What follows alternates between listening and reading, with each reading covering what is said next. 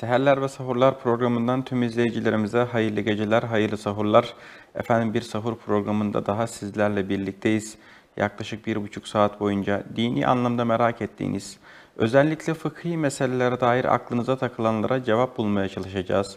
Ve bugün bizlere yine kıymetli konuğumuz Diyanet İşleri Başkanlığı Din İşleri Yüksek Kurulu üyesi Sayın İdris Bozkurt hocamız eşlik edecek. Sayın hocam hoş geldiniz. Hoş bulduk Enes hocam. Hocam nasılsınız? Teşekkür ederim. Allah razı olsun efendim. Dünden bugün afiyettesinizdir inşallah. Elhamdülillah. Elhamdülillah. Hocam Rabbim sağlık, afiyet ihsan eylesin sizlere. Amin cümlemiz efendim.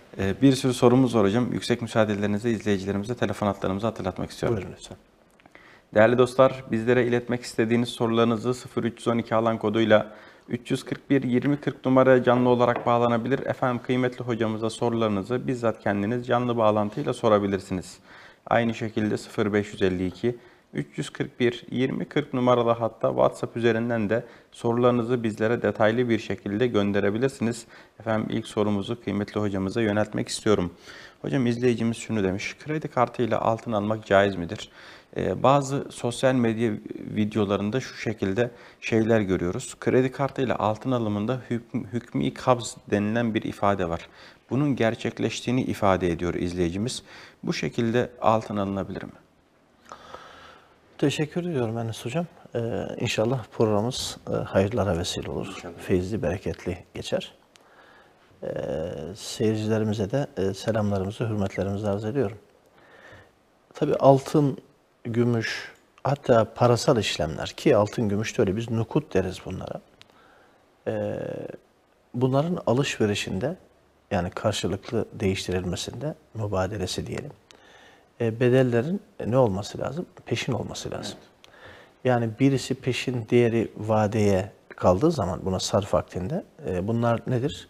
Efendim riben nesiye diye ifade ettiğimiz, yani faizin bir türü ne yapar?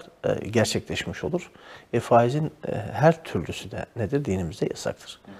Yani şöyle düşünün, internet üzerinden altın alışverişi nasıl olabilir? İşte siparişini verirsiniz.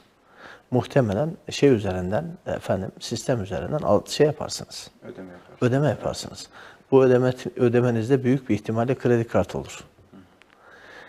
Kredi kartı olur. Kredi kartıyla müşteri ödeme yaptığı zaman karşı taraf parayı hemen almaz. Bazı müesseseler işte efendim bankayla anlaşarak erken tahsilat yapabilir.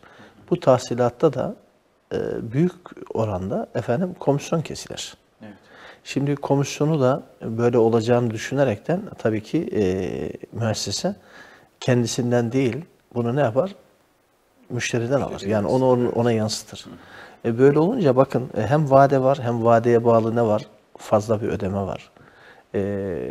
Bu işlem mesela diyelim ki bir başka türlü velev ki kredi kartıyla olmasın. Şimdi seyircimiz diyecektir ki efendim ben banka kartıyla tek şeyle gönderdim. Siz parayı ödediniz, altın gelmedi. Yani burada ne var? İşte bedellerin anında ne yapması? El değiştirmesi. Hani hadiste şöyle geçer. Yeden bi yedin geçer. Yani fiziki anlamda ne yapması lazım? Change dediğimiz mübadele gerçekleşmesi lazım. Para bir tarafa, altın bir tarafa olması lazım. Bu yani böyle olunca sarf akdinin o kuralları ne yapmış oluyor? Gerçekleşmemiş oluyor. Öyle olunca da faiz şey yapıyor. Yani faiz oluşuyor. Faiz de haram. Ancak şöyle olabilir mi, aklıma şu geliyor. Açıkçası bunu duyuyorum ama ben gerçekleştirmedim şahsen. Öyle bir şey yapmadım. Efendim kapıda ödeme. Yani ne yapar? Sipariş verdiğiniz altın gelir, alırsınız, bakarsınız. Evet. Orada da kapıda da anında ödeme. Burada yeden bir yet olabilir aslında. Bu yeden bir yedi olabilir. Yani evet. Böyle sözleşmeler, böyle uygulamalar varsa buna evet diyebiliriz. Ama bunun dışındaki diğer alışverişleri yok hükmü kabz, şu kabz bu kabz yok. Yani alışveriş yapıldı, ortada bir şey yok. Hı hı. Yani burada problemin olacağını düşünüyoruz. Dolayısıyla hassasiyetimizin gereği ancak ve ancak efendim kapıda ödeme dedi kredi kartıyla olmamalı. Evet. Ya cash olarak ödemek veya şu olabilir mi? Banka kartında hesabında aynen. Hani yani isimler vermek istemiyorum o bankalarda. Şu anda ben size para göndermek istediğimde ne yapabiliyorum? Peşin ödemelerde anında hatta EFT bile değil. Bakın EFT bile geç geçebilir. Evet. Hemen farklı uygulamalarda ne yapılabilir? Anında hesabınıza geçen şeyler vardır. Bu uygulamayı da kapıda bile yapılabilir. Ama kredi kartıyla hayır. Bir de bu soruyu şöyle tasvir etmek istiyorum ben. İnternet alışverişi olarak değil de diyelim ki bir kuyumcuya gittik. Kuyumcuda normal banka kartıyla çekmek ve kredi kartıyla çekmek veya havale yoluyla, fest yoluyla ödemek Evet. diyoruz ya. Bu üçü arasında bir fark var mı yok mu? Çünkü fest yoluyla ödediğimizde hemen hesabına düşüyor. Peki kredi kartıyla o an kuyumcuda çektik biz burada. Dediniz ya bazı bankalarla anlaşmalı olarak anında onların hesabına düşebiliyor. Bu açıdan baktığımızda eğer anında hesabına düşüyorsa fest'le bir farkı olur mu? Ben açıkçası kredi kartıyla bunun olmadığını düşünüyorum. Öyle biliyorum. Eğer bilgi eksikliğim de olabilir. Fakat FES ödemesinin evet olabilir. Olabilir. Bir şeyi belki ben o uzaktan satışlarda akla şu gelebiliyor. Bazı şeyler vardır ki işte pırlantadır. İşte yani altın veya gümüş olmayan hakiki anlamda, saf anlamda.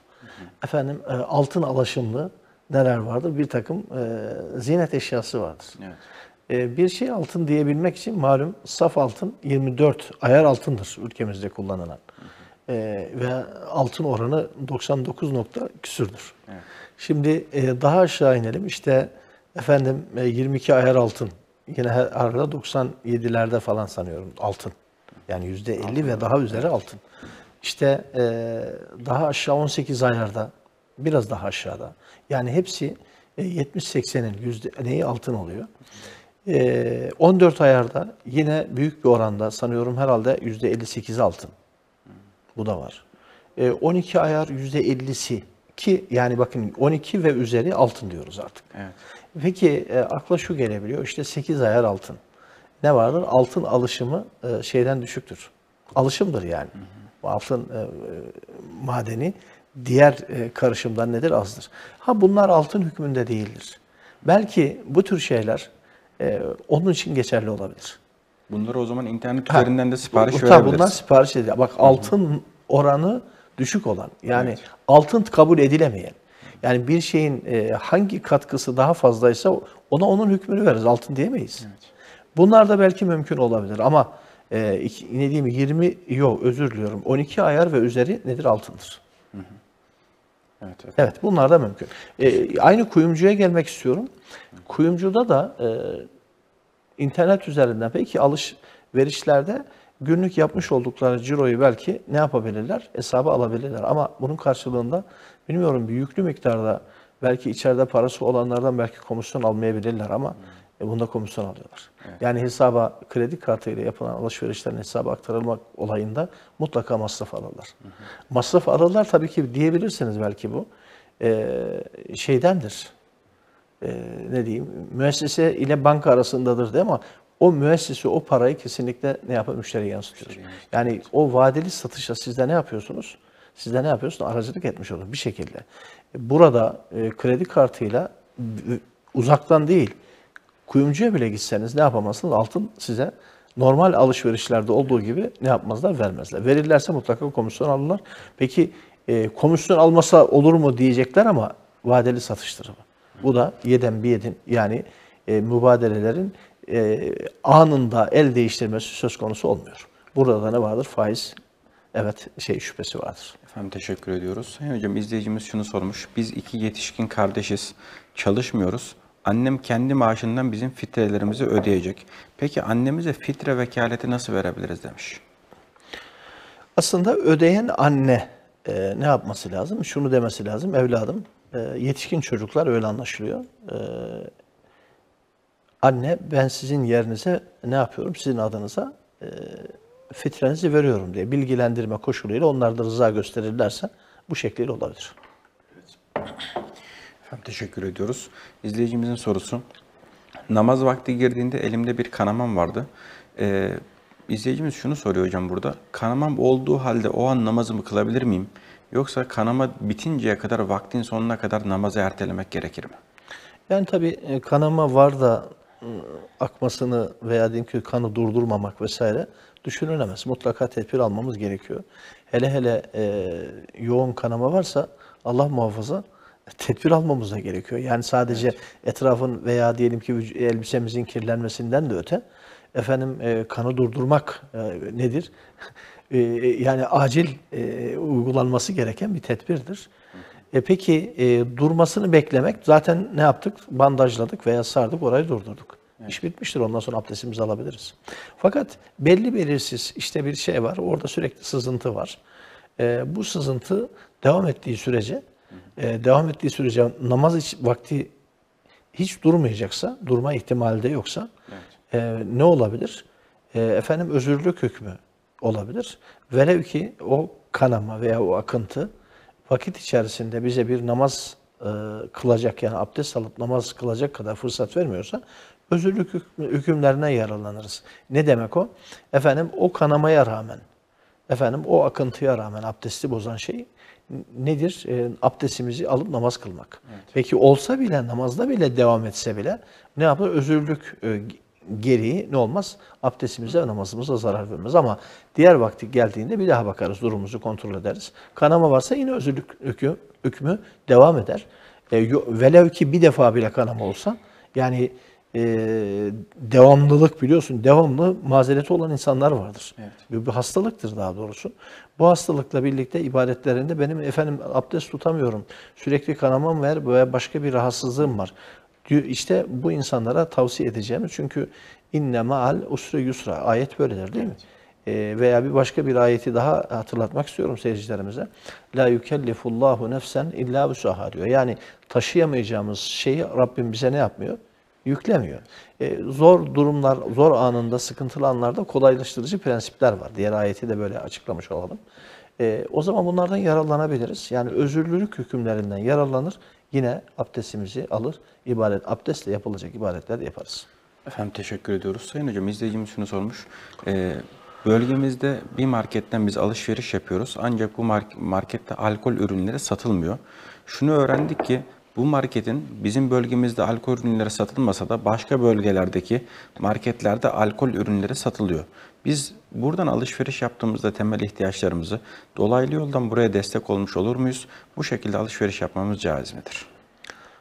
Tabii kestirme bir şey söyleyeceğim ama yani nereden ve kimden alışveriş yaparsak yapalım, bizim aldığımız ürünler helal olduğu sürece, temiz olduğu sürece, bedelini de ödediğimiz sürece nedir? O bizim için helaldir. Fakat biz ben şu hassasiyeti gerçekten takdir ediyorum, tebrik ediyorum bu kardeşimizden. Ben bu müesseselerin, yani alkol satışı yapan, ticaretini bununla yürüten insanlara direkt zaten yapmam da dolaylı olarak da ben bunlara katkı sağlamak istemiyorum. Evet. Bu tür ticari organizasyonlara benim de katkım olmasın düşüncesiyle tercihlerimiz, zaten soru bu bağlamda. Tercihlerimizi doğru yönlendirebiliriz. Yani nereden alışveriş yapacağımızı, kime hizmet ettiğimizi, kime fayda sağladığımızı bilerek hareket edebiliriz. Yani bu gayet işte bugün mesela biz boykot vesaire deriz ama yani hangi ürünü alacağımız konusunda da hangi firmanın ürünü alacağımız konuda da aynı hassasiyeti sürdürebiliriz. Fakat bazı şeyler vardır ki artık biliyorsunuz, ne diyelim, ticareti de ne oldu? Küreselleşti. Yani dünyanın her tarafında aynı ürünü satıyor. Evet. O müesseselerinde neler var? Sadece helal ürünleri değil, aynı müesseseye bağlı farklı kollarda neler var? Bizim tasvip etmediğimiz, kullanmadığımız, haram dediğimiz ürünlere de var. Bu da aynı dolaylı olabiliyor. O zaman biz yerli, helal, temiz olan insanları, hatta onların ürettiklerini, bunları desteklemeliyiz ki ne olsun? Bizim değerlerimize uygun üretimde olsun. Hatta yerli olsun, milli olsun. Bu tercihlerimizde sanıyorum herhalde talep, ki öyledir bazı müesseseler, sizin bahsettiğiniz, aslında biliyorsunuz onun farklı şubelerinde onu satıyor. Fakat orada, o mahallede, o çevrede alkole karşı bir ne vardır? Duruş vardır. Bu sefer ne yapıyor? Sizi orada alkol zaten satıp da ticaret yapamayacak. Hatta alkol satarsa belki müşteri kaybedecek düşüncesiyle bu sefer ne yapıyor? Reyonlarına bunu koymuyor. Öyle bir şeyi yok, bölümü yok. Bunu bile bile de oradan alışveriş, tercih konusunda diyorum. Bakın, evet. Alternatifi yoksa ne yapacaksınız? ihtiyaçlarınızı karşılamanın bir yolunu bulacaksınız. Ama varsa lütfen tercihlerimizi doğru yapalım. Sayın Hocam, aynı izleyicimiz sorusunun devamına şunu da eklemiş.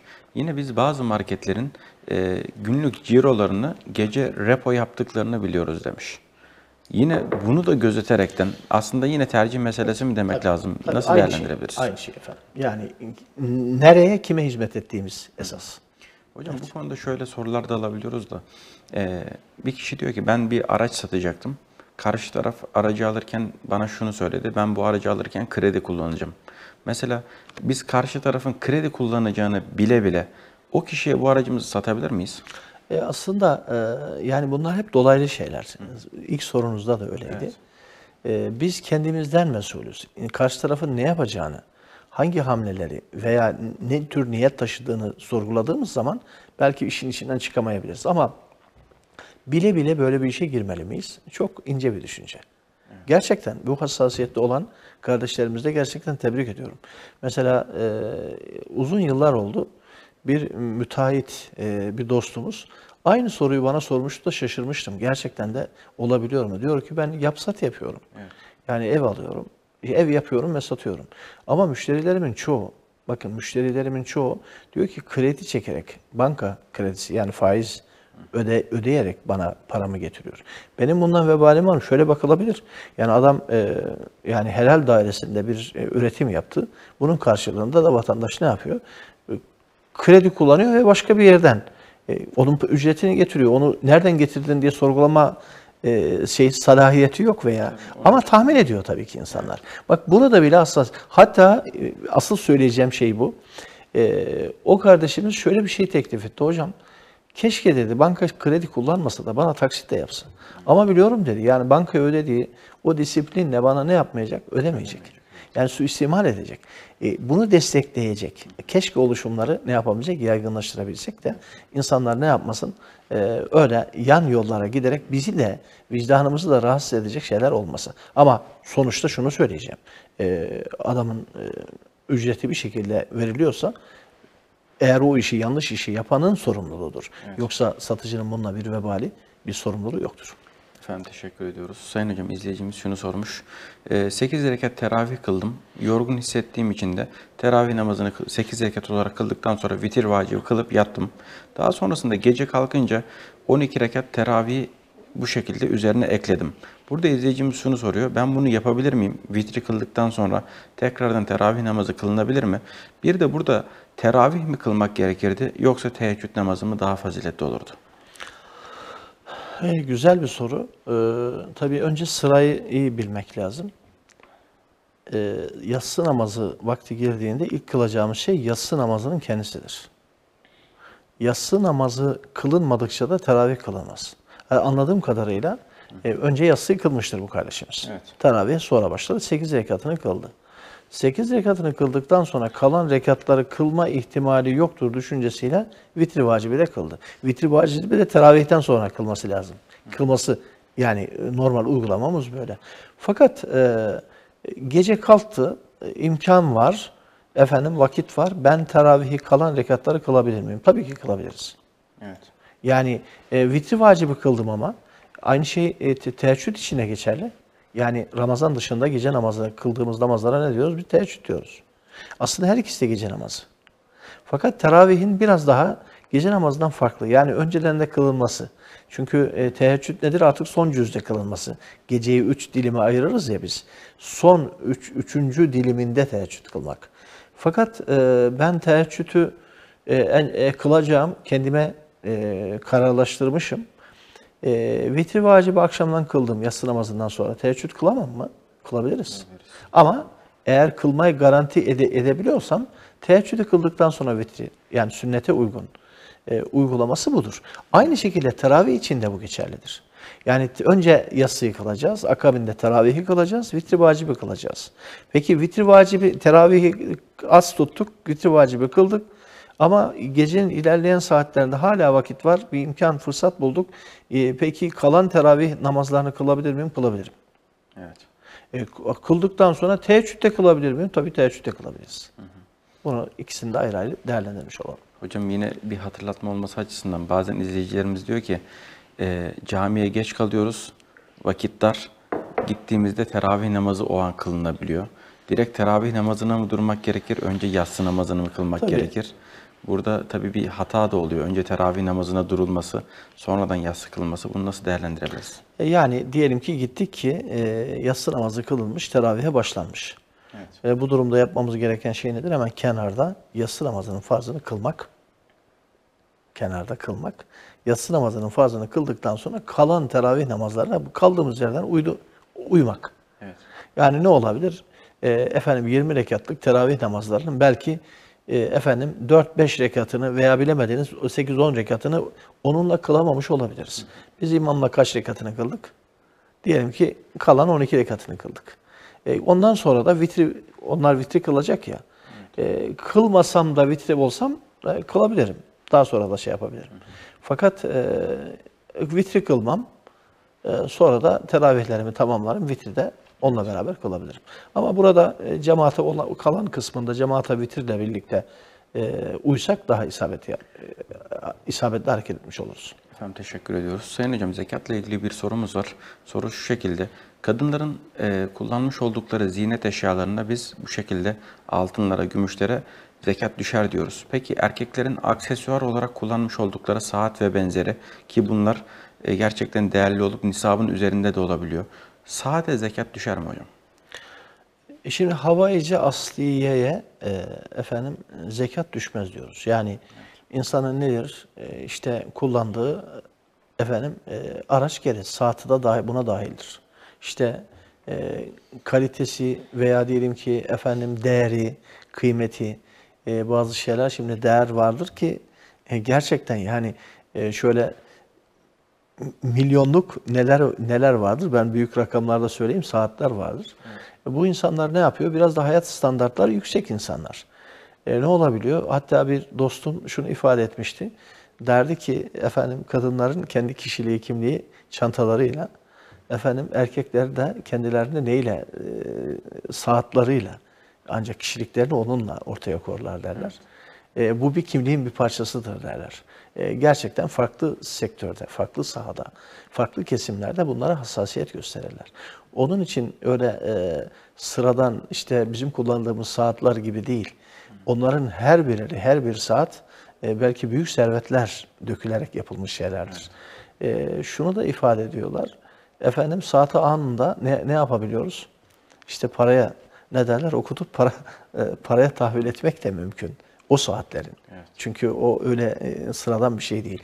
İkinci el vesaire insanlar bakmaz. O kaliteye, o markaya bakınca ne yapar? Kesinlikle alır. Peki böyle de olsa, bakın hayat standartları yüksek olabilir bu insanların.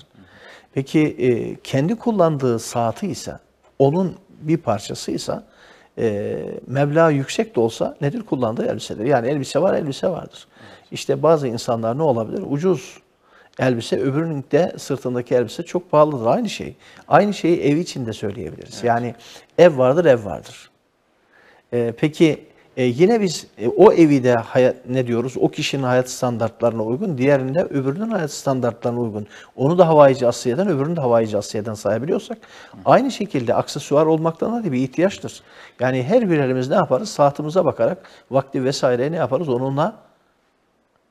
Onunla eğer bu saat kişinin kullandığı bir araç gereci ise buna ne yapmaz? Zekat tahakkuk etmez. Velev ki ücreti veya meblağı, kıymeti çok pahalı da olsa. Şu tartışılabilir. Yani şuna diyecek bir şeyim yok. Olsa, kanaat ehli olsak, israfa kaçmasak.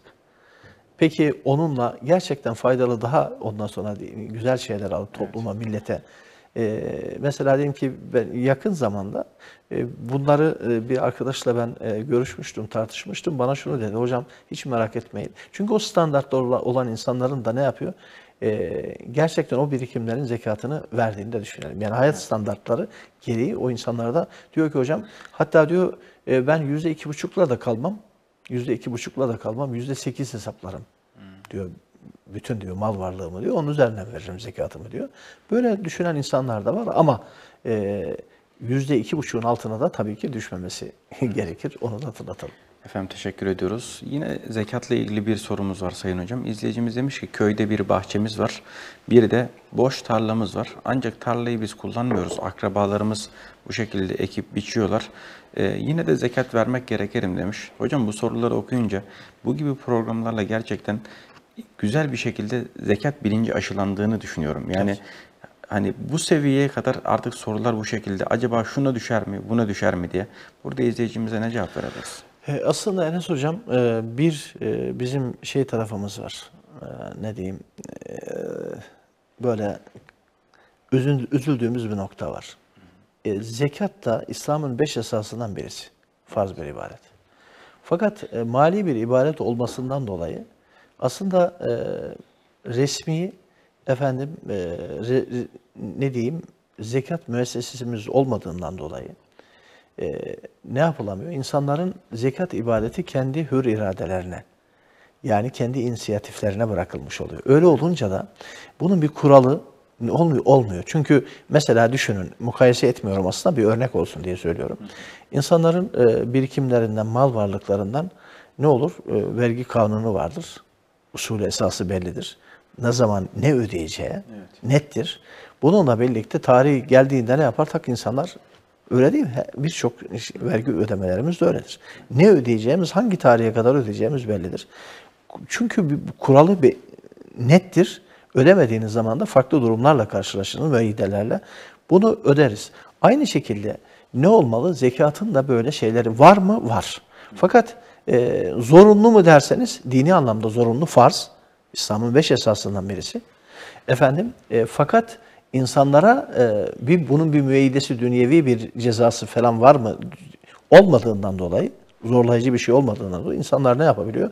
Artık sanki kendi keyiflerine bırakılmış gibi bir durum var. Bu sefer de bir yan kafa karışıklıklarına neden oluyor. Yani şuna ödeyecek miyim? Ne kadar ödeyeceğim?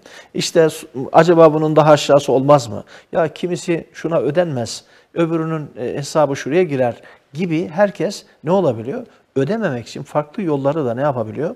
Tercih edebiliyor. Ama sizin dediğiniz bir şey var, ona katılıyorum. Gerçekten bir köşe yazarımız da yakın zamanda yine zekat böyle dedi ki, programlara bakıyorum. İnanın orada hep zekat sorularını görünce toplum zekat konusunda müthiş bir duyarlı olmuş. İnsanlar merakla zekat sorularını soruyor. Öyle şu anda gerçekten bak dün bugün daha önceki programlarda bakıyorum. Yani oruç sorusundan daha fazla zekat sorusu var. Kesinlikle. Yani bu da neye göre? Bir bilincin olduğunu gösteriyor ki olmalı da ama bu konuda da tabii ne var? Bilgi eksikliklerimiz de var. Hatta bilgi kirliliği de var. Ben şunu söyleyerek en azından teberrüken tamamlayayım. Rabbimiz Kur'an'da namaz kılın, akabinden de zekat verin diyor. İnanın onlarca ayet var. Hatta mal, servet biriktirip bunun gereğini yapmayanlar, yani infak etmeyenlerin de ağır cezalarını hatırlatıyor. İnanın bu cezaları falan görürsek, yani biz dünyada cezası yok dedik ya, yokmuş diyerek bakmayalım. Ahirette bunun vebali çok ağır. Bunu bilsek o zaman ne yapacağız? Bir de zekat malı ne yapıyor? Bereketlendiriyor. Temizliyor. Yani bizi temizliyor. Bakın verebilme alışkanlığını bir kazanalım. İnanın var olan servetin insan vermek istiyor. Çünkü onun vermiş olduğu haz, huzur, rahatlık, ferahlık, insana vermiş olduğu o manevi duygu hiç başka bir şeyde yok. Keşke bunu yapabilsek ki birilerini sevindirebilsek. Bir de toplumda ne vardır? İşte dezavantajlı kesimler vardır. O insanların ihtiyaçlarını, mağduriyetlerini, onların diyelim ki hayat standartlarını yükseltebilmek için de zekat nedir? Hani ne diyoruz ya, zekat nedir? Aslında toplum arasında, insanlar arasında bir köprüdür. Köprü görevi. Bakın çok önemli bir şey. Bu bilinçle birlikte inşallah toplumun hep birlikte kalkınmasını, fakir zengin ayrımını ne yapabilmek, ortak bir noktada bağlayabilmenin de bir vesilesidir diye düşünüyorum. Hocam kısaca bu izleyicilerimize de bir cevap vermek mahiyetinde, bahçemiz var, evet, bir de tarlamız var, zekat düşer mi? Aslında burası neyle alakalı? Zekat mı üşür mü diyeceksiniz. Çünkü zekatın bir yani aynı şeyde toprak mahsullerine dair bölümüne biz ne diyoruz? Öşür diyoruz. Yani toprak, eğer biz tarla kendimiz ekiyorsak çıkan mahsulden, bahçe ekiyorsak bahçeden çıkan ürünlerden ne yapacağız? Öşür vereceğiz. Masraflı yapıyorsak 20'de 1, yani %5. Efendim masrafsız, sadece bahçemizde ağaçlarımız var. Hiçbir şey yapmadım. Yağmur yağdı, efendim meyve verdi. Onunla birlikte ne yaptım ki belki zeytindir vesairedir, aklıma bu gelebiliyor, fındıktır. Efendim bunlarla birlikte efendim elde ettiğim ürünlere de ne yaptım? Yüzde efendim 5 veya %10 oranında verdiysem eyvallah. Yoksa, böyle bir ürün yoksa, hatta tarlayı bir başkası ekiyor, ben ekmiyorum. O zaman mahsulü de ben yapmıyorum. O zaman ne yapacaktır? Eken, onu hasat eden neyini verecektir? Öşünü verecektir. Efendim teşekkür ediyoruz. Değerli dostlar, bir telefon bağlantımız var. Efendim Ankara'dan Emine Hanım bizlerle birlikte. Alo, buyurun. İyi geceler, iyi sahurlar. Teşekkür ediyoruz. Hayırlı sahurlar programımıza hoş geldiniz Emine Hanım. Buyurun. Hoş bulduk. Benim hocama bir sorum var. Buyurun. Şimdi ben oruç tutamıyorum. Ben oruç tutamadığım için bayramda da yeğenlerim gelecek buraya. Onların da maddi durumu biraz iyi değil. Bu tutmadığım orucun parasını bayramda o çocuklara harçlık olarak versem olur mu? Peki soralım efendim. Teşekkür ediyoruz Emine Hanım. Sizlere sağlık, afiyet diliyoruz. Ankara'ya selam ediyoruz. Sayın Hocam, bu şekilde bayramda bize gelecek olan yeğenlerime fidyeyi verebilir miyim? Fidye, tutamadığımız oruçların bedeli demektir. Tabii nerelere verilir? Tabii bakmakla yükümlü olmadığımız fakirlere, ihtiyaç sahiplerine verilir. Şimdi mesela o yeğenlerimizin kendilerinin durumu efendim fakirse, mağdur muhtaçsa onlara da fidyemizi tabii verebiliriz. Burada harçlık olarak vermek gibi biz niyetimizi ne yapalım? Fidye niyetiyle verelim. Ya harçlık olarak da vermeyelim yani. Harçlıksa başka bir şey. Yani bayram harçlığıyla fidyeyi birbirinden ayırt etmek lazım. Ama verenin niyetidir esas olan burada. Tabii ki ablamız bunu yapabilir fidye niyetiyle. Efendim teşekkür ediyoruz. Yine bununla alakalı, buna benzer bir sorumuz var. Fitre ile alakalı Sayın Hocam sorumuz. Fitreleri toplayan bir muhtar bununla fakirlere yemek yediriyor demiş. Bu şekilde fitre geçerli olur mu? Şimdi Enes Hocam, biraz önceki acı diye bahsettiğimiz gerçekten insan üzüldüğü noktalardan birisi de sahipsiz ya fitre, fidye, zekat. Bu sefer ne olabiliyor? Birileri acaba bunu farklı amaçlar için kullanabiliyor. Yani insanların bu tür nasıl olsa verecek fitre, efendim veya fidye veya zekat verecek. Alalım da şu ihtiyaç için harcayalım. Aslında yanlış yapmış oluyoruz. Yani şunu söyleyelim, fitre topluyoruz. Ne yapacağız? Fitre kimlere verilir? Biraz önceki ablamıza verdiğimiz cevapta olduğu gibi efendim mağdur, muhtaç olan fakirlerin bizzatihi kendisine verilir. Şimdi verilir diyorum. Ona onun olmak üzere verilir. Fakat ben ne yapıyorum? Fitreleri topluyorum. Millete yani ihtiyacı olan da olmayan da millete yemek veriyorum. İftar veya başka bir şekilde. Evet. Bu şekliyle ne yapmaz? Fitre ödemesi olmaz.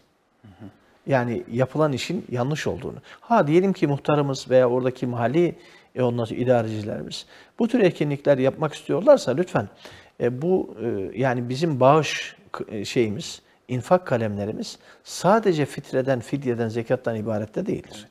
Toplumda duyarlılık oluşturulsun. İnsanlar bunun dışında gönüllü bağışlarını, efendim sadakalarını ama fitre, fidye ve zekat dışındaki diğer yardımları toplarsanız onunla bu tür sosyal etkinlikler yapabilirsiniz.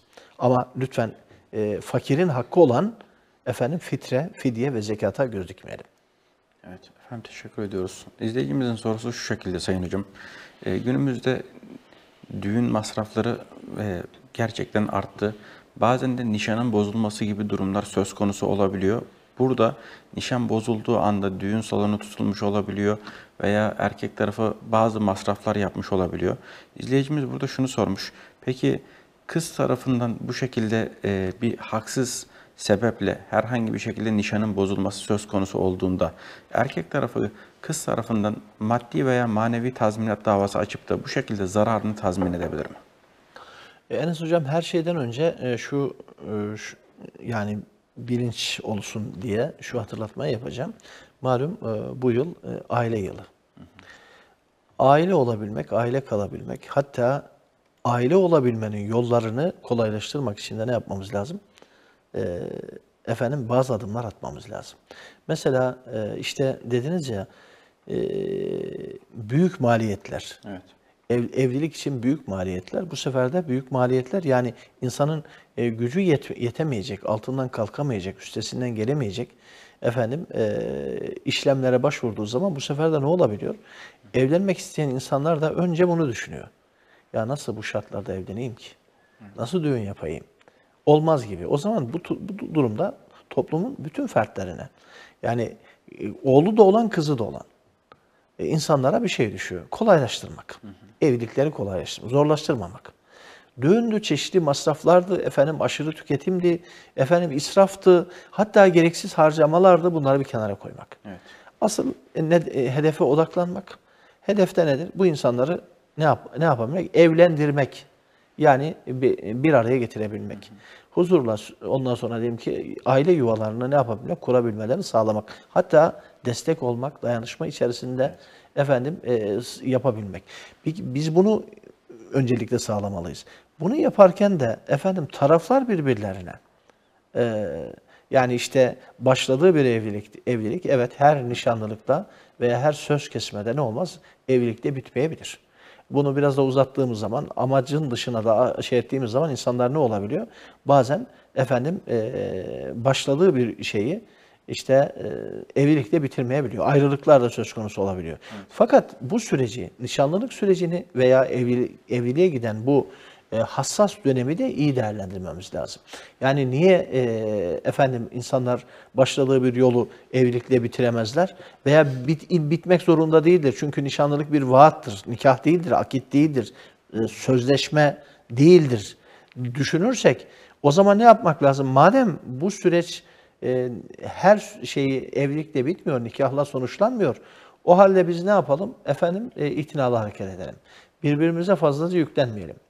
Yani birbirimizi içe geçirebilecek, mağdur edebilecek, sonunda da bir yığın sıkıntılarla bize ağır faturaları olabilecek işlere girmememiz lazım. Sizin sorunuz da tam bundan sonra başlıyor. Yani usulüne uygun hareket etmemişiz.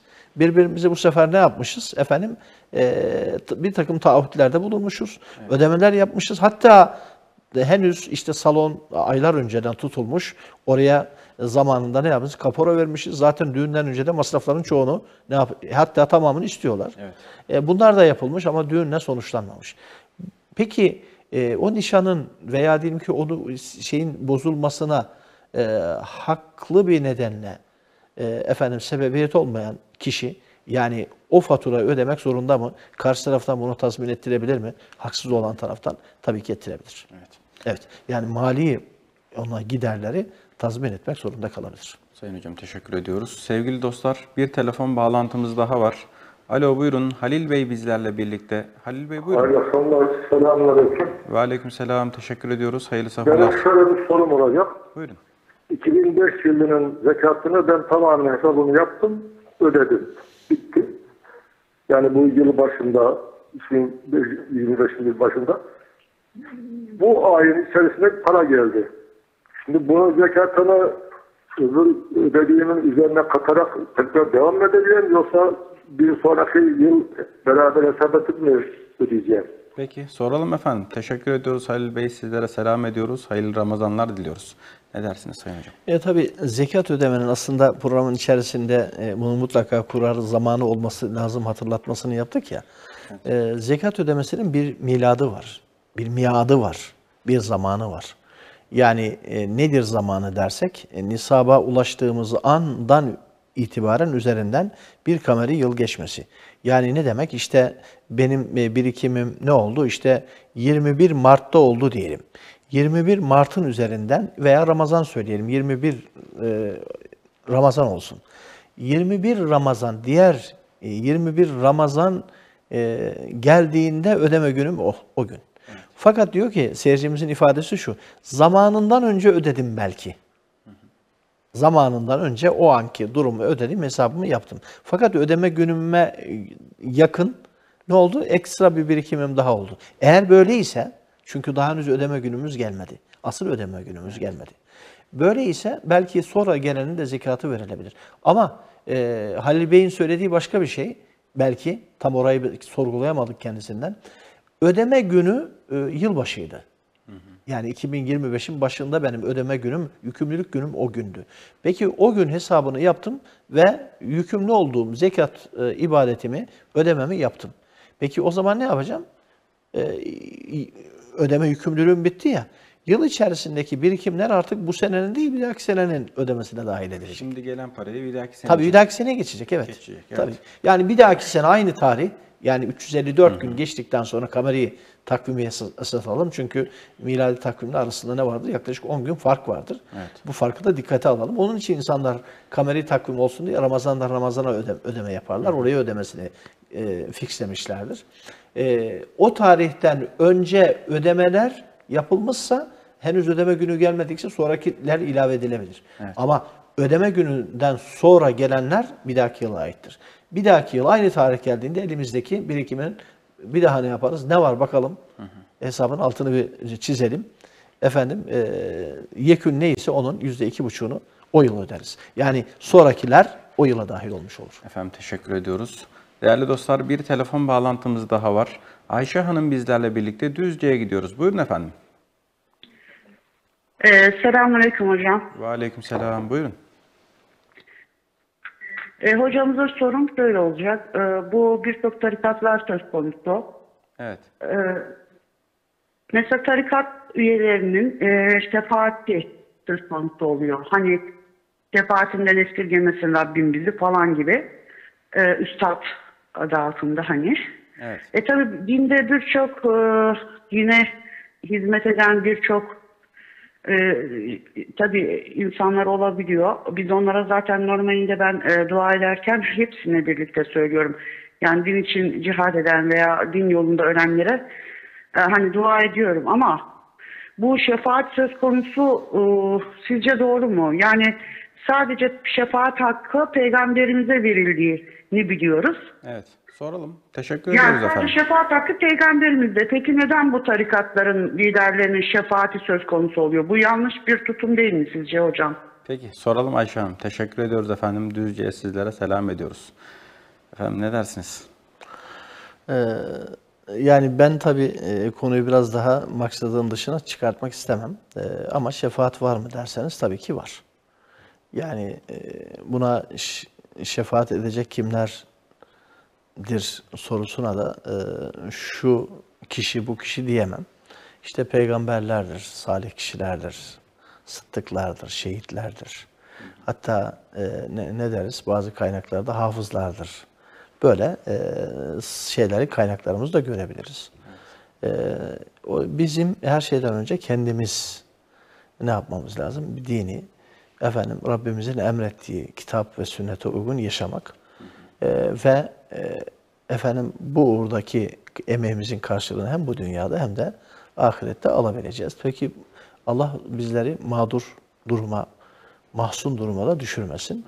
Böyle bir durum olduğumuzda da inşallah Peygamberimizin, sıddıkların, şehitlerin şefaatine de eğer Rabbim o imkanı verirse ki o da herkese verilecek bir şey değildir. Ona da nail olabilirsek inşallah orada da mutlu sona veya diyelim ki mesut ebedi saadete ermiş oluruz inşallah. İnşallah hocam. Çok teşekkür ediyoruz. Değerli dostlar, ülkemiz doğudan itibaren imsak vakitlerine girmeye başladı. Oruçlar tutulmaya başlandı. Allah-u Teala tuttuğumuz oruçları kabul eylesin. Efendim biz kısa bir araya giriyoruz. Aradan sonra sorularınıza kaldığımız yerden devam edeceğiz. Değerli dostlar, sorularımıza kaldığımız yerden devam ediyoruz. Efendim sizlere telefon hatlarımızı tekrar hatırlatmak istiyorum. Ekranda da gördüğünüz üzere 0312 alan koduyla 341 2040 numaraya canlı olarak bağlanabilir. Değerli hocamıza sorularınızı bizzat kendiniz canlı bağlantıyla sorabilirsiniz.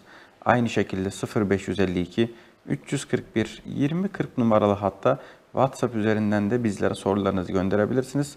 Burada sizden küçük bir ricamız olacak. WhatsApp üzerinden bizlere sorularınızı gönderdiğinizde detay vermeniz önemli. Bu şekilde kıymetli hocamız sorularınıza daha net bir şekilde cevap verebilecektir. Anlayışınız için teşekkür ediyoruz. Efendim izleyicimiz şunu sormuş. Bankaya fona para yatırmak caiz midir? Fon karşılığında da bu şekilde günlük 300 lira, 500 lira gibi ilave bir bedel paramıza ekleniyor.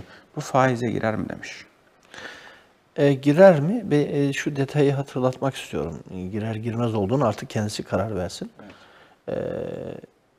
Biz hani işte var olan birikimlerimizi yatırıma dönüştürebilmemiz için bunun karşılığında da aldığımız kazançlar olabilmesi için belli kriterler olması lazım. Yani biz buna mudarebe deriz. Yani sizin neyiniz var? Paranız var. Bu parayı işleten karşı tarafta da ne var? Efendim ticarete dönüştürebilecek. İslam'ın belirlemiş olduğu ilkeler dairesinde efendim çalıştıracak ve elde ettiği kazancı da kendisi ve o paraya, o fona, o parayı yatıranın efendim ona da hisse verecek. Bunlar da net olmalı. Efendim böyle olursa buna da mudarebe diyoruz. Veya müşareke olabilir, veya murabaha olabilir, veya leasing dediğimiz yani belli başlı kriterlerde olması lazım. Lütfen bu soruyu soran kardeşimiz hangi banka ne onu bilemem. Tabii banka deyince benim zihnime tabii ki faizle çalışan o konvansiyonel bankalar akla gelebiliyor. Yani bankaya böyle yatırılır mı diye seyircilerimiz ister istemez sorgulayacak. Böyle katılım hesapları vardır. Katılım hesapları yani orada çalışan öyle fonlar varsa biraz önceki birinci söylediğim kategoriye gidebilir. Onlardan birisidir. Yatırım uzmanıyla lütfen görüşün. Yani bana benim yatırdığım paraya belli dönem sonra artılar geliyor. Bu artılara da neyin karşılığına geliyor? Onu ne yapabilir? Net oradan öğrenebilir. Fakat sen yatır buraya şu kadar sürede bu kadar alacaksın gibi bu kadar net olamaz zaten. Evet. Böyle olursa bu nedir? Faizdir. Yani faizi efendim kar payından ayırt edebilmek için ne yapmak lazım? Nereye yatırdığınıza ve nerede o efendim arttığında veya eksiğinde. Çünkü biliyorsunuz katılım hesapları şudur. Yatırdığınızda kar etme, %100 kar etme durumunuz yok. Yani belli fonlar kar eder, diğerleri de zarar eder. Belki şu kadar kar edeceksin diye bir garanti de yok. Ne olabilir? Daha fazla olabilir, daha düşük olabilir. Evet. Çünkü nihayet bunun içinde ne vardır? Zaten onu helal yapan şey nedir? Risktir. Ticaret bir risktir. Efendim yaptığınız ticarette kar yüksek marjda kar edebileceğiniz gibi düşük marjda olabilir. Evet. Hatta zarar etme riski de vardır. Yani kâra da zarara da katılmadır. Eğer bu katılım hesaplarıysa bu fonlar evet ama değilse hayır. Efendim, yani hayır diyorum yani faizdir yani. Onu demeye çalışıyorum. Konvansiyonel bankaya yatırırsa kesinlikle faizdir mutlaka diyoruz. Yatırım uzmanıyla görüşüp ne olduğunu netleştirmelidir. Evet. Yani buradan şu faizdir bu değildir diyemeyiz. İster istemez açıklama yapmak zorunda kalıyoruz. Zaten sizin uyarılarınız da öyle ya. Yani soruyu sadece belli başlı fonlara para yatırıyorum. Bu faiz midir? O zaman ne yapmamız lazım? O fonların ne olduğunu detaylandırmamız lazım. Ama seyircimiz sorusunda bunları detaylıca yazarsa biz de evet veya hayır diye kısa cevap verebiliriz. Öyle olduğu için biz cevabı uzatmak zorunda kalıyoruz. Teşekkür ediyoruz Sayın Hocam. Hocam izleyicimizin sorusu şu şekilde. Ben evimde yatsı namazını ve teravih namazını beraber bu şekilde kılıyorum. Peki burada yatsı namazının son sünnetini 4 rekat olarak kılabilir miyim? Yatsı namazını şimdi Ramazan için bunu söylememiz biraz ne olacak? Güç olacak. Niye? Yatsı namazının son sünnetini 2 kılıp ondan sonraki kalan rekatlar ne olacak? Teravih olacaktır. Evet. Ama insanlar bu soruyu daha çok Ramazan dışında soruyorlar. Çünkü yatsı namazından sonra kıldığımız nafileler teravih kategorisindedir. Öyledir. Yani tabii ki sadece 2'den sonra değil 20 rekat daha kılabiliriz. Bunu diyebiliriz. Ama Ramazan dışında teravih, yatsı namazını özellikle öğle namazının sünnetlerini 2 kılmak yerine 4 kılma şeyi biliyorsunuz Hazreti Peygamber Aleyhisselatü Vesselam uygulamalarına baktığımızda sahih olan rivayetler hep 2 kıldığı yönündedir. Bazı rivayetlerde ama onlar zayıf rivayetlerdir. O halde zaten bir tahammül oluşmuştur. Sahih olan rivayeti uygulamayı biz esas alarak ne yapıyoruz? Öğle namazının son sünnetini 2 yatsı namazının son sünneti 2 kılarız. Sonra gece kalkıp teheccüd kılacaksak o başka bir şey. Ama böyle bir uygulama vardır. Yani bunu bu televizyon aracılığıyla veya işte bu yayın aracılığıyla aktardığımız zaman yatsı namazının son sünneti 4 kılınıyormuş algısını oluşturmak biraz da bana çok isabetli, iyi bir şey yapmadığımız kanaatindeyim. Evet. Dolayısıyla asıl uygulama 2 kılınması yönündedir. Efendim teşekkür ediyoruz. İzleyicimiz şunu sormuş Sayın Hocam. Bir eğitim kurumunda çalışıyorum. Yurtta kalan öğrencileri zekata niyetlenerekten yemeğe götürdüm. Ancak öğrenciler rencide olmasınlar diye bunun zekat olduğunu da kendilerine söylemedim. Aslında başta bir muhtar fitre parasıyla yemek yediriyor diye bir soru sormuştuk. Buna benzer bir soru aslında. Burada izleyicimizin zekat niyeti kabul olur mu? Fakat bir önceki soruda ben özellikle yemek yedirme işinde hepsi fakir mi yok mu fitre kısmına öyle diyorum. Oradaki endişemiz başkaydı. Evet. Efendim mesela bugün iftar çadırları da var. Köylerde olduğu için belki iftar çadırı böyle teşkilatlı bir şey olmayabilir. Orada da muhtarımız nerede nasıl yediriyor? Onu da efendim fitre toplayarak falan veya zekat toplayarak yapmaya çalışıyor. Orada riskler var. Mesela iftar çadırına giden insanlarım var. Kendi mahallemde olanı söyleyeyim.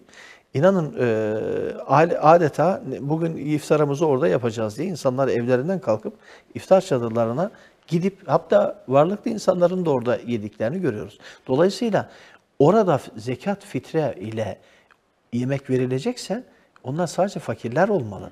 Bir de mesela diyelim ki orada yapılan tüm maliyetler hatta çalışanlarımızın bile giderleri oralardan karşılanıyorsa o daha büyük bir risktir. Evet. Yani kısaca oralarda toplu yemeklerde olmayacağını o soruda öyle netleştirdik. Fakat buradaki durum biraz daha farklı. Efendim siz zekatımızı arkadaşlarımıza vereceğimiz zaman para olarak değil de yemek olarak verme, zekat diyorum bakın özellikle vurgu yapıyorum. Çünkü zekatın geçerli olabilmesinin şartlarından birisi de o malı karşı tarafa temlik etmektir. Evet. Ona sahiplendirmektir. Yani ibaha usulüyle yani ne yapıyor? Bir sofra açtım gelin yiyin. Bak ona da yedirdim. Burada temlik olmaz. Yani bu yemek meselesi şu. Yani peki arkadaşlarımız fakir miydi acaba? Bir de o da var. Yani zekat alabilecek, gerçekten mağdur, muhtaç, fakr-ı zaruret içerisinde olan insanlar mıydı? Çünkü zekat onlara verilir ya. Bunu da netleştirmemiz lazım. Lütfen, başta bir uyarım vardı ya benim. Zekat ibadeti biraz sahipsiz olduğu için her şeyimizi zekattan yapmak veya arkadaşlarımıza vereceğimiz yemeğe de zekata saymak. Efendim bir ikramımızı veya bir bağışımızı çocukları sevindirmek için yapacağımız şeyleri de zekattan, fidyeden saymak anlayışından uzak durmamız lazım. Şu ayeti hatırlatalım lütfen. Ve fi emvalihim hakkun lis-saili vel mahrum. Bakın dikkat edersen hak vurgusu var. Evet. Yani zenginin malında fakirin, fukaranın neyi vardır? Hakkı vardır. Onun hakkıdır. O hakkı fakire teslim etmek. Evet. Öyle olursa zekat olur zaten. Dikkatinizi çekerim. Zaman zaman programda hatırlatıyoruz. Tevbe suresinin 60. ayetinde nerelere verileceğini net bir şekilde ne yapıyor? 8 sınıf insandan bahsediyor. Lütfen onların dışındaki yerlere de zekat verilmez. Evet. Fitre, fidye verilmez. O zaman nereye vereceğimizi de netleştirmemiz lazım. Yapacağımız her sosyal etkinliği de illa zekat, fitreden yapmak zorunda değiliz. Sayın Hocam biraz önce bir fonla ilgili soru sormuştuk. İzleyicimiz detay vermiş bu kez bize. O şekilde cevaplayalım isterseniz. Demiş ki biz önce Katılım Bankası'na gittik. Bu durumu sorduk. Oradaki yatırım uzmanı bize dedi ki bizim burada kar etmemiz de var, zarar etmemiz de var. O yüzden bu faize girmiyor dedi. Ancak biz bu görüşmeden sonra paramızı oraya yatırmayıp konvansiyonel dediğimiz faizli bir bankaya gittik. Ve böyle bir görüşme yapmadan paramızı oraya yatırdık. İşte bu faiz midir? Evet. Yani birincisi evet o riski alsaydı o kar payıydı. Ama ikincisine riske girmek istemiyorum. Ben net ne kadar alacağımı bileyim. Garanti edeyim. Paramı da kaybetmeyeyim. Bu faizdir zaten. Evet. Efendim teşekkür ediyoruz. Sayın Hocam izleyicimiz şunu sormuş. İzmir'den Beren Kartal Hanım'ın sorusu. Sahurda kızımı oruç tutması için kaldırıyorum. Kızım bana dinde zorlama yoktur ayetini söyleyerek bana karışmayın. İstersem oruç tutarım, istersem de tutmam diyor. Bu ayeti nasıl değerlendirebiliriz demiş. Tabii yani bazı ayetlerin, bazı kuralların kötüye kullanılması diye bir şey var ya. Evet. Yani bağlamından kopartıp herkes kendi anladığı gibi, kendi çıkarına, kendi durumuna uygun yorumlaması açıkçası manidardır. Malum Kur'an'da geçen orijinal haliyle şudur. Estağfirullah, bismillah. La ikraha fid din. Kad tebeyyene rüştü minel gay. Femen yekfur bir dağut diye öyle devam ediyor ayet. Şimdi ne demek biliyor musunuz? Evet, dinde zorlamak yoktur. Artık neyin hak, neyin batıl olduğu, neyin doğru, neyin yanlış olduğu, neyin iman, tevhid, neyin küfür olduğu nettir. Öyle kat tebeyyene rüşdü minel gay. Böyle olunca o zaman ne yapacaksınız? İnsanları zorla Müslüman yapmak için çalışmayacağız. Fakat İslam'ı kabul etmiş bir topluma da sorumluluklarını, ödev ve yükümlülüklerini de hatırlatacağız. Bunu da az şey. Yani şöyle diyeyim, biz İslam'ı kabul etmemiş bir insanı zorla, silah zoruyla, zor kullanarak Müslüman yapmayacağız. Evet. Burayı böyle anlamak lazım. Peki İslam'ı kabul etmiş çoluk çocuğumuz, aile efradımız, efendim çevremiz, onlarda ne vardır? Bir işte eğitmek, onları hakka, hakikati yönlendirmek, sorumluluklarını hatırlatmak bu kabilden değildir. Yani hepimiz, siz, ben, birbirimize karşı ihmallerimiz, efendim bir kusurlarımız varsa, ya Enes'ciğim veya işte İdris, ne yapma, şunu yapma, etme, yapmayalım, etmeyelim demek, ya sen bana zorlama yapıyorsun, işte dinde zorlama yoktur anlayışıyla birbirimize böyle cevap vermeyiz, veremeyiz. Hatta teşekkür ederiz. Yani etmeliyiz de. Şimdi anne babaların, efendim veya ebeveyn diye ifade edelim, çocuklar üzerindeki efendim bu telkin ve tavsiyelerini, tabii ki üslubu, efendim tavrı, tarzı, yapıcı olmayı, kırıcı, yıkıcı, hani şöyle bir ifade vardır. İşte efendim kaş yaparken göz çıkartmak. Yani ben efendim bu tür eğitim faaliyetlerini yaparken ne yapıyorsun? Onları bıktırmak, usandırmak, tiksindirmek, uzaklaştırmak, hatta soğutmak faaliyetiyle değil de efendim yapıcı olarak, yani bunu bir soruna dönüştürmeden, efendim sorumluluk olduğunu, ödev olduğunu, bir vazife olduğunu, başka vazifelerimizi yapmamız gerektiğini, bu da Rabbimize karşı bir vazifedir. Ona bir şükür nişanesidir şeklinde anlatarak o ibadetlerini yapmasını sağlamaktır. Evet. Hatta bu da koca insanlar olmuştur, artık küçükten yetiş etmeli. Yani mesela diyelim ki evde biz namaz kılarak, oruç tutarak, o da bize bu alışkanlığı ta o zamandan başlayarak ne yapacaktır? Artık buluğa erdikten sonra, benim vazifem böyleydi, artık alıştım da bunun bir daha önceki temrinlerini yapmıştım. Şimdi ise artık yükümlülüğüm başladı diye ne yapacaktır? Severek, heyecanla yapacaktır. Ama büyüdükten sonra yapmıyorsa hatırlatırız biz. Onun bir vazife olduğunu söyleriz. Yapmıyorsa o zaman vela teziru vaziratun vizra ukra. Onun sorumluluğu, vebali bizden değildir. Artık sorumluluğu, vebali kendindendir. Üzerine gidilmeli mi? Ama telkin tavsiyemiz yapıcı olursa iyi olur. Karşı tarafın da böyle bir karşı cevabı yersizdir ve anlamsızdır. Hocam dediğiniz gibi aslında ayet-i kerimelerde de güzel bir şekilde nasihat et, güzel bir şekilde öğüt ver diye geçiyor. Rabbim cümlemizi bu şekilde öğüt alanlardan eylesin diye. Yani fakat ben oğlumuzun veya kızımızın bu cevabı da çok yani o da kırıcı bir şey. Hem de ayeti kullanarak istismar aracı yani. Onu da tasvip etmemiz mümkün değil. Efendim, teşekkür ediyoruz. Değerli dostlar, bir telefon bağlantımız daha var. Efendim Antalya'dan Mustafa Bey bizlerle birlikte. Mustafa Bey buyurun. Hocam hayırlı akşamlar, iyi sahurlar diliyorum. Teşekkür ediyoruz. Hayırlı sahurlar. Buyurun. Hani hocamın son söz üzerine biz de herhangi bir şeyi kullanmak istemiyoruz kötülük yönünde, ama camilerde şimdi ittifaka girmek niyetim vardı. Fakat Hazreti Ömer radıyallahu anh işte kendi işinde ve devlet işinde mumu dahi ayrı yaktığı düşünüldüğü zaman bizim orada harcadığımız elektrik giderleri bile kul hakkına girer mi? Bu işi nasıl düşünmemiz lazım? Peki. Soralım efendim. Teşekkür ediyoruz Mustafa Bey. Antalya'ya sizlere selam ediyoruz. Sayın Hocam, itikafa girmek istiyorum ama camilerde kullanacağımız elektrik ve benzeri diğer ihtiyaçlar kul hakkına girer mi diyor izleyicimiz?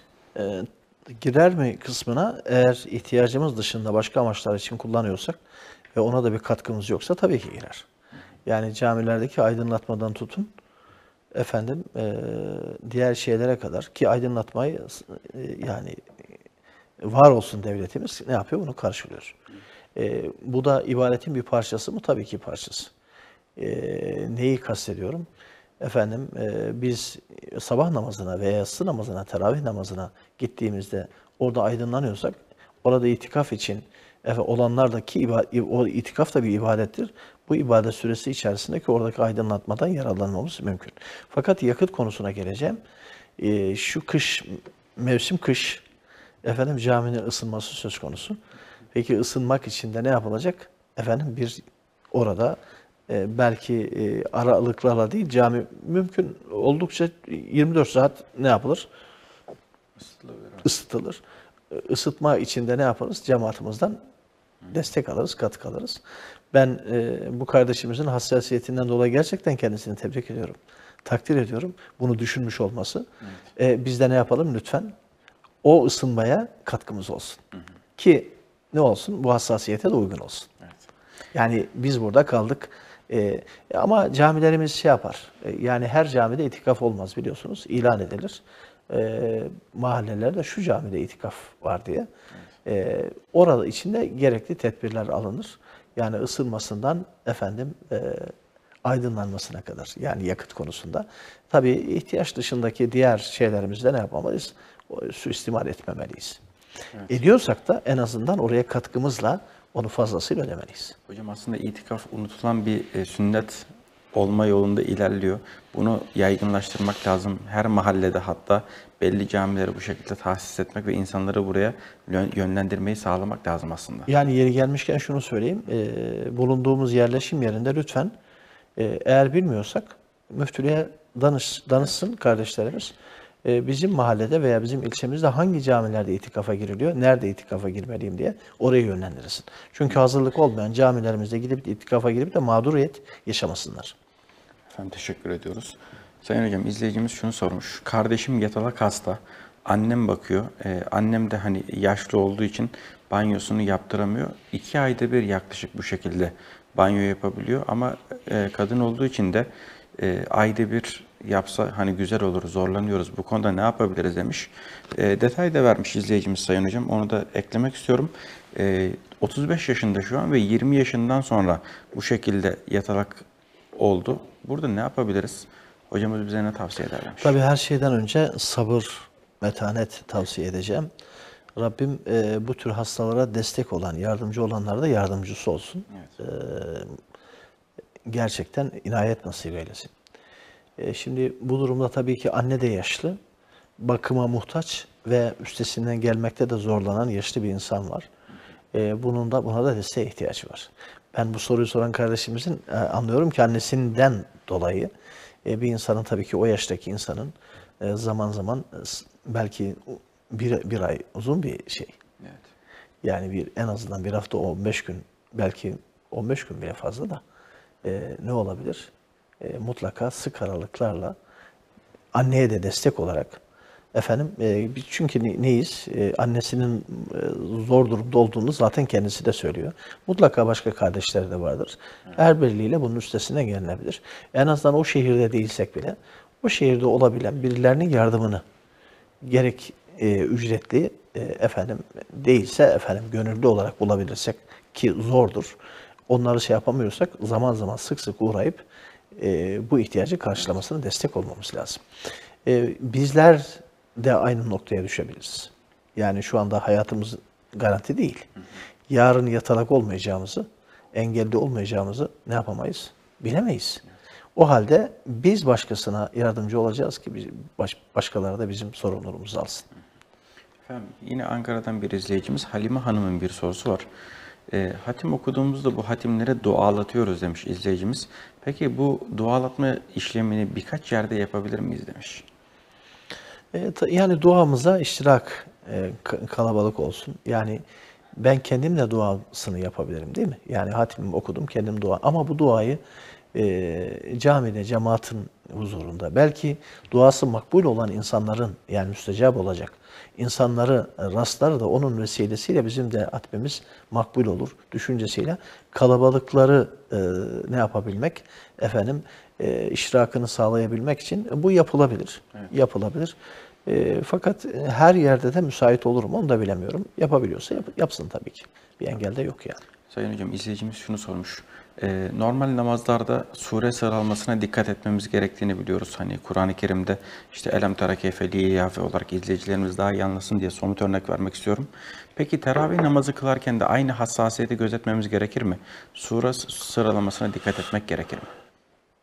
Namazda kıraat farz da kıraatın hangi ölçüde, hangi adapta, hangi usulde okunacağı konusu nedir? Değildir. zorunlu değildir ama yapılması tavsiye edilir.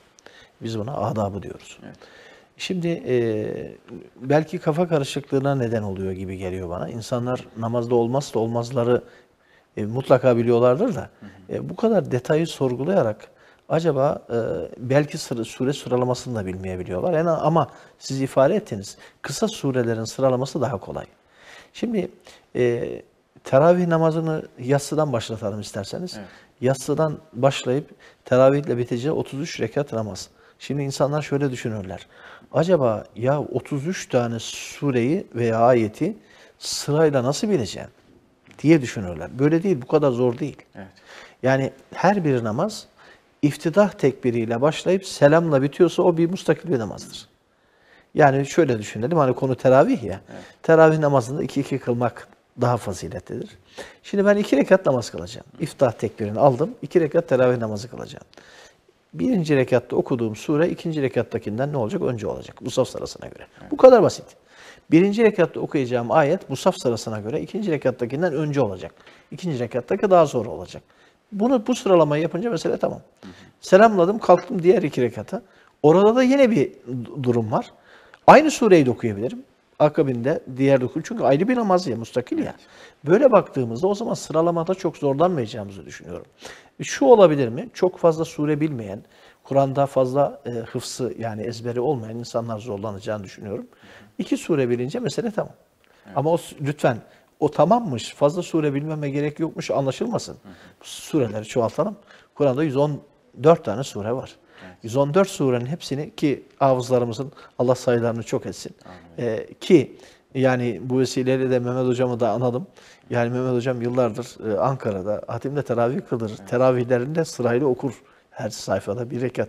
Ki Ramazan'ın içerisinde de 29 olduğu için bir cüzü de arada eritir. Yani böyle yapabilmek. Hatta bu hafızlığı olan kardeşlerimizin sadece Ramazan'da değil, Ramazan dışında da ibadetlerini sırayla okuyabilmek. Öyle olunca bir sıraya koymuştur. Öyledir. Başka türlü hafızlığımızı biz şeyi tutamayız. Evet. Yani o zinde taze tutamayız.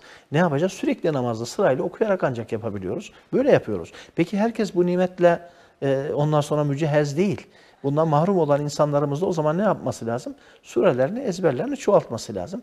Çoğalttığı ezberler ki 4 rekatlık belki öğle namazının sünneti için veya teravih ki o da 2-2 arada da olsa çünkü ikinci rekattan sonra selamlayabildiği gibi ayağa kalkabiliyor.